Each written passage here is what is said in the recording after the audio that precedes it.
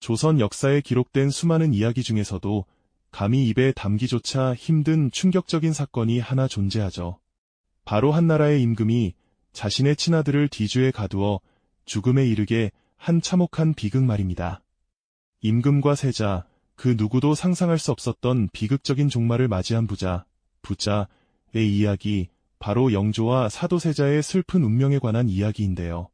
대체 어떤 이유가 한나라의 최고 통치자로 하여금 피를 나눈 자식을 그리도 잔혹하게 처단하도록 만들었을까요? 그 질문은 수백 년이 지난 지금도 우리의 마음을 깊이 흔들고 있습니다. 오늘 우리는 그 충격적인 사건의 이면을 파고들어 과연 무엇이 왕으로 하여금 그런 극단적인 선택을 하게 만들었는지, 그리고 그 비극의 뿌리는 어디에 있었는지 함께 탐구해 볼까 합니다. 이 이야기는 단순히 역사책에 기록된 옛날 이야기가 아닙니다. 완벽을 요구하는 부모의 엄격한 시선, 그 기대에 짓눌려 고통받는 자식의 심정, 그리고 그 틈을 파고드는 궁궐 내 권력의 암투가 복잡하게 얽히고 설켜 만들어진 인간 본연의 드라마라고 할 수 있죠. 한 가족의 파국이 곧 한 시대의 비극으로 이어진 실로 거대한 이야기가 아닐 수 없습니다. 어쩌면 이 이야기는 오늘날 우리 사회 속에서도 흔히 볼 수 있는 가족 간의 갈등, 과도한 기대와 압박, 그리고 그로 인해 빚어지는 상처를 비추는 거울과도 같을 겁니다. 정신 건강에 대한 이해가 부족했던 시대, 그리고 왕실이라는 특수한 환경 속에서 벌어진 사건이지만 그 속에 담긴 인간적인 고뇌와 선택의 무게는 시대를 초월하여 깊은 공감을 불러일으키죠. 우리가 이 비극적인 역사를 통해 무엇을 배우고 어떤 교훈을 얻을 수 있을지, 그 진실의 조각들을 함께 맞춰가며 역사 속 깊은 지혜를 찾아보는 여정을 떠나볼까요? 조선의 21대 왕, 영조는 제2기간 내내 백성들을 위한 정치를 펼쳤던 성군으로 기억됩니다. 탕평책을 시행하여 당파 싸움을 잠재우고 민생 안정을 위해 힘썼으며 예술과 문화 발전에도 크게 기여했죠. 그는 조선 역사상 가장 오랫동안 왕위에 있었던 임금 중 한 분으로 그야말로 왕조의 기틀을 단단히 다진 위대한 군주라고 평가받습니다. 하지만 그런 영조에게도 평생의 짐이자 아물지 않는 상처가 있었으니 바로 아들 사도세자와의 비극적인 관계였습니다. 영조는 아들인 사도세자에게 누구보다 큰 기대를 걸었습니다. 자신처럼 뛰어난 군주가 되어 조선을 더욱 부강하게 이끌기를 바랐던 거죠. 그러나 그 기대는 점차 사도세자에게는 감당할 수 없는 거대한 짐이 되어 돌아왔습니다. 아버지는 아들이 완벽한 세자가 되기를 원했고, 사도세자는 그런 아버지의 기대를 충족시키기 위해 끊임없이 노력했지만 그 노력은 번번이 아버지의 엄격한 기준에 미치지 못했습니다. 마치 끝없이 펼쳐진 높은 산을 홀로 오르는 듯한 고독하고 힘든 싸움이었을 겁니다. 영조의 눈에는 사도세자의 모든 행동이 미숙하고 부족하게만 보였을까요? 반대로 사도세자는 아버지의 끝없는 질책과 기대 속에서 점차 자신감을 잃고 깊은 절망감에 빠져들었을 겁니다. 이러한 부자 간의 엇갈린 시선과 소통의 부재는 결국 돌이킬 수 없는 비극의 씨앗이 되고 말았죠. 처음에는 작은 오해와 서운함에서 시작된 감정의 골이 시간이 흐를수록 깊고 넓은 강이 되어 두 사람을 갈라놓기 시작한 겁니다. 왕실이라는 특수한 환경 속에서 이들의 개인적인 갈등은 단순한 가족 문제가 아닌 국가의 운명까지 좌우할 거대한 파국으로 치닫게 됩니다. 과연 이 두 사람은 어쩌다 그런 비극적인 결말을 맞이하게 된 것일까요? 그 시작점으로 함께 돌아가 보겠습니다. 영조는 40이 넘은 늦은 나이에 귀한 아들을 얻었습니다. 아들을 향한 기쁨은 이루 말할 수 없었을 겁니다. 마치 오랜 가뭄 끝에 단비가 내린 듯 온 나라가 왕자의 탄생을 축복했죠. 어린 사도세자는 영특하고 총명하여 글을 배우는 속도도 남달랐다고 전해집니다. 아버지 영조의 눈에는 아들의 모든 면이 완벽한 미래의 군주로 비쳤을 테고요. 영조는 아들이 자신처럼 학문에 정진하고 백성을 사랑하는 성군이 되기를 간절히 바랐습니다. 어쩌면 자신을 뛰어넘는 위대한 왕이 되기를 꿈꿨을지도 모르겠습니다. 그래서 영조는 사도세자를 완벽한 왕세자로 키우기 위해 그야말로 모든 노력을 쏟아부었습니다. 어린 세자를 위해 최고의 스승들을 모셨고 매일같이 학업을 점검하며 가르침을 주었죠. 마치 잘 다듬어진 보석을 더욱 빛나게 하려는 장인의 마음 같았을 겁니다. 하지만 이러한 지극한 사랑과 기대는 동시에 사도세자에게 감당하기 어려운 무거운 짐이 되어 돌아오기 시작했습니다. 어린 세자의 어깨 위에는 왕실의 영광과 조선의 미래라는 거대한 무게가 올려졌고, 영조는 사도세자가 조금이라도 자신의 기준에 미치지 못하면 가차없이 질책했습니다. 완벽주의자였던 영조에게는 아들의 사소한 실수조차 용납하기 어려웠을 겁니다. 마치 돋보기로 티끌을 찾아내듯 아들의 부족한 점을 끊임없이 지적했죠. 사도세자는 아버지의 끝없는 기대와 엄격한 시선 속에서 점차 자신의 존재 가치를 의심하기 시작했습니다. 매일매일이 자신을 증명해야 하는 시험의 연속이었고, 그 부담감은 어린 세자의 마음속에 깊은 그림자를 드리웠을 겁니다. 그렇게 시간이 흐르면서 영조의 과도한 기대와 질책은 오히려 사도세자의 학업부진으로 이어지는 역설적인 결과를 낳았습니다. 아버지의 꾸중을 들을수록 세자는 더욱 이축되었고, 책상에 앉아도 집중할 수 없게 되었죠. 급기야는 학문에 대한 흥미를 잃고 기이한 행동을 보이기도 시작했습니다. 마치 꽁꽁 묶인 밧줄을 풀기 위해 몸부림치는 듯한 모습이었을까요? 하지만 영조는 이러한 아들의 변화를 이해하기보다는 더욱 강하게 다그치는 길을 택했습니다. 24살이 되던 해 사도세자는 아버지 영조를 대신해 정치를 돌보는 대리청정을 시작하게 됩니다. 이는 단순한 왕위 계승 훈련이 아니라 왕으로서의 능력을 증명해야 하는 시험대였죠. 동시에 그에게는 감당하기 힘든 정치적 압박의 시작이었습니다. 궁궐 안팎에서는 노론과 소론이라는 두 거대한 정치 세력이 팽팽하게 대립하고 있었죠. 사도세자는 이들의 날카로운 견제와 비판에 고스란히 노출될 수밖에 없었습니다. 마치 거친 파도가 끊임없이 몰아치는 바다 한가운데에 홀로 던져진 작은 배처럼 위태로웠을 겁니다. 대신들은 사도세자의 정책에 사사건건 반대했고, 심지어는 그의 인품과 능력까지 의심하는 발언을 서슴지 않았습니다. 대리청정은 세자의 정치적 입지를 강화하기는커녕 오히려 그를 더욱 깊은 고립과 좌절감 속으로 몰아넣었습니다. 아버지의 기대, 대신들의 견제, 그리고 자신의 무력함에 대한 자책감까지 겹쳐지면서 사도세자의 정신건강은 급격히 악화되기 시작했습니다. 밤에는 잠을 이루지 못하고 낮에는 불안과 초조함에 시달렸죠. 그리고 마침내 사도세자는 충격적인 행동들을 보이기 시작합니다. 예를 들어 궁녀를 해치거나 기괴한 복장을 한 채 궁궐을 배회하는 등 이해하기 어려운 기행을 일삼았죠. 이러한 소식은 빠르게 궁궐 안팎으로 퍼져나갔고, 영조는 아들의 기행에 대한 분노와 깊은 실망감을 감추지 못했습니다. 아들에 대한 기대는 절망으로, 오랜 사랑은 체념으로 변해가는 듯 보였죠.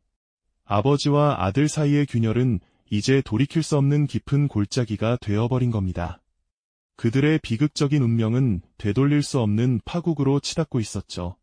사도세자의 기행은 이제 단순한 불안을 넘어 궁궐 전체를 공포에 떨게 하는 수준에 이르렀습니다. 칼을 들고 궁녀들을 해치려 하거나 심지어는 무고한 내관과 환관들을 살해하는 일까지 서슴지 않았죠. 한나라의 세자가 이토록 광기 어린 행동을 반복하니 왕실의 권위와 위엄은 땅에 떨어질 수밖에 없었습니다. 그의 예측 불가능한 행동들은 왕실의 법도와 기강을 심각하게 훼손했고, 멀리 백성들에게까지 세자의 기이한 소문이 빠르게 퍼져나가자 영조는 더 이상 상황을 좌시할 수 없었을 겁니다. 아들에 대한 깊은 사랑과 그에게 걸었던 기대는 이제 왕실의 존망을 위협하는 심각한 문제로 변질되어 있었죠. 한때는 조선의 미래를 짊어질 희망이었던 존재가 이제는 왕실의 가장 큰 위협이 되어버린 슬픈 현실 앞에서 영조의 마음은 갈갈이 찢어졌을 겁니다. 왕으로서, 그리고 아버지로서 영조의 고뇌는 상상 이상이었을 겁니다. 평생을 아끼고 사랑했던 아들, 그토록 총명하고 비범했던 세자가 이 지경에 이르렀다는 사실 앞에서 얼마나 비통했을까요? 아마도 그는 잠 못 이루는 밤마다 어린 세자의 총명했던 모습과 현재의 광기 어린 모습을 번갈아 떠올리며 깊은 절망감에 빠졌을 겁니다. 하지만 한편으로는 왕실의 안녕과 조선의 미래를 책임져야 하는 군주의 자리에서 세자의 예측 불가능한 행동들을 더 이상 용납할 수 없다는 냉혹한 현실을 직시해야만 했습니다. 이 복잡다단한 감정 속에서 영조는 결국 차마 입에 담기조차 어려운 비극적인 결정을 내리게 됩니다. 이는 단순한 분노나 실망이 아닌 왕으로서의 책무와 아버지로서의 고통이 뒤섞인 처절한 선택이었을 겁니다. 물론 이러한 비극적인 결정에는 단순히 영조 개인의 고뇌만 작용한 것은 아니었습니다.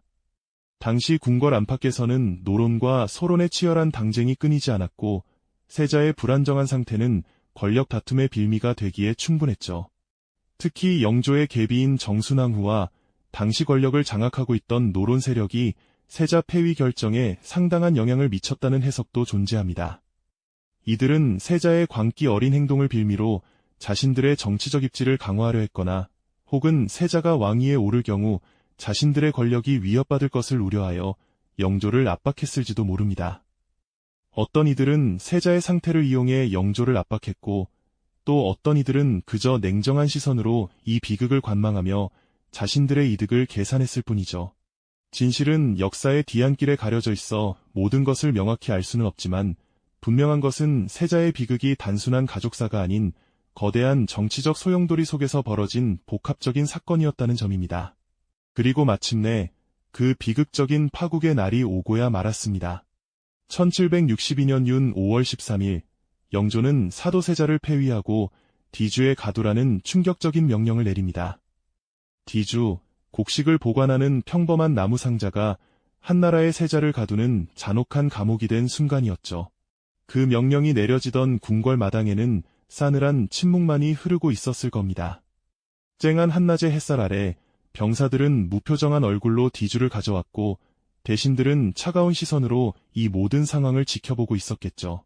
그들의 얼굴에서는 어떤 연민이나 동정심도 찾아볼 수 없었습니다. 오직 냉혹한 현실만이 존재할 뿐이었죠. 디주 안에 갇힌 사도세자는 8일 밤낮을 처절한 고통 속에서 보내야 했습니다.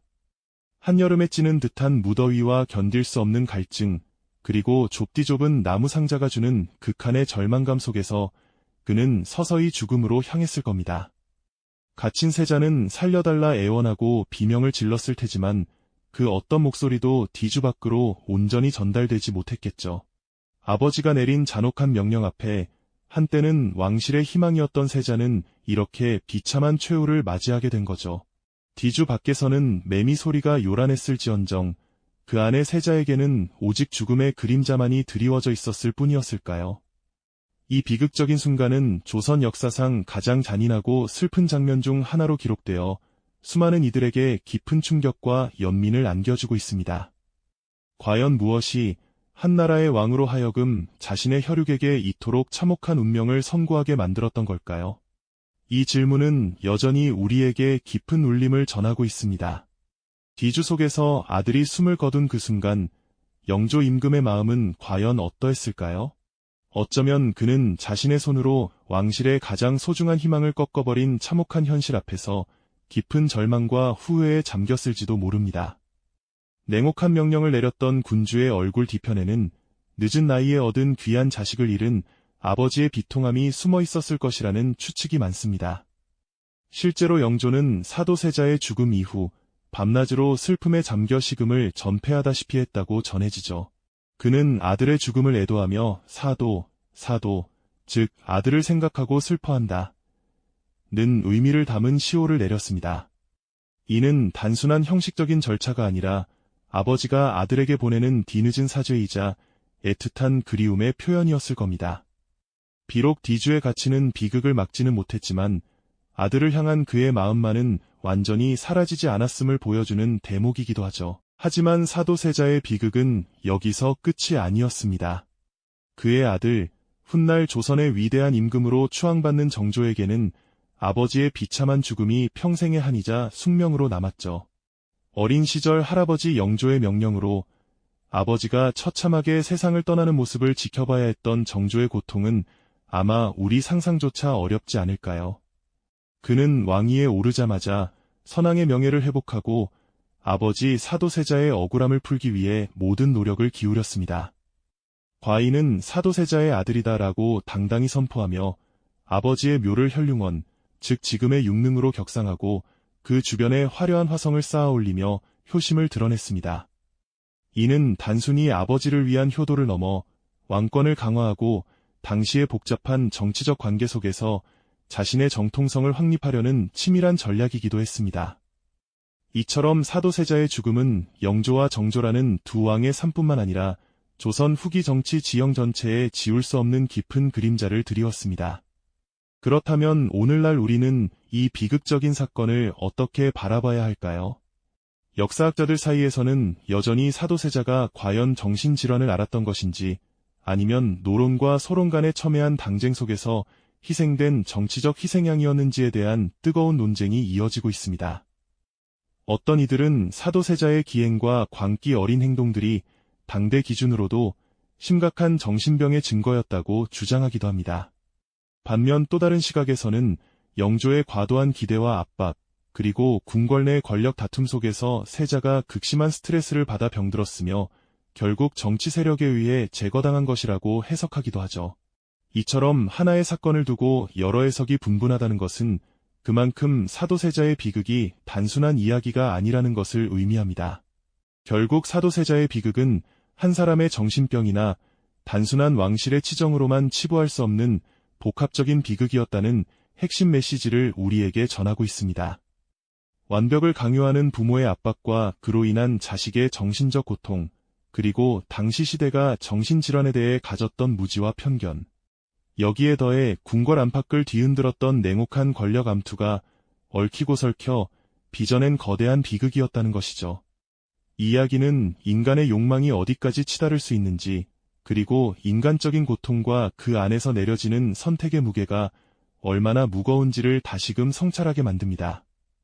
수백 년 전 조선시대 왕실에서 벌어졌던 이 비극은 오늘날 우리에게도 여전히 깊은 울림과 교훈을 선사합니다. 과도한 기대가 한 사람에게 어떤 압력으로 작용할 수 있는지, 가족 간의 갈등이 돌이킬 수 없는 파국으로 치달을 수 있는지, 그리고 정신건강의 중요성과 사회적 편견이 얼마나 위험한 결과를 초래할 수 있는지에 대해 다시 한번 생각하게 합니다. 사도세자와 영조, 그리고 그 주변 인물들이 겪었던 복잡한 심경과 그들의 선택들이 빚어낸 비극적인 운명은 누가 옳고 그름을 쉽게 따지기 어려운 인간적인 고뇌와 연민을 우리에게 남겨주고 있습니다. 우리는 이 역사를 통해 인간적인 가치를 어떻게 지켜나가야 할지, 그리고 삶 속에서 마주하는 수많은 고통과 압력 속에서 어떤 선택을 해야 할지 깊이 고민해 볼 수 있을 겁니다. 이 영상이 도움이 되셨다면 좋아요와 구독 부탁드립니다. 여러분의 응원이 제게 큰 힘이 됩니다. 다음 영상에서도 더 유용한 정보를 공유하겠습니다. 감사합니다.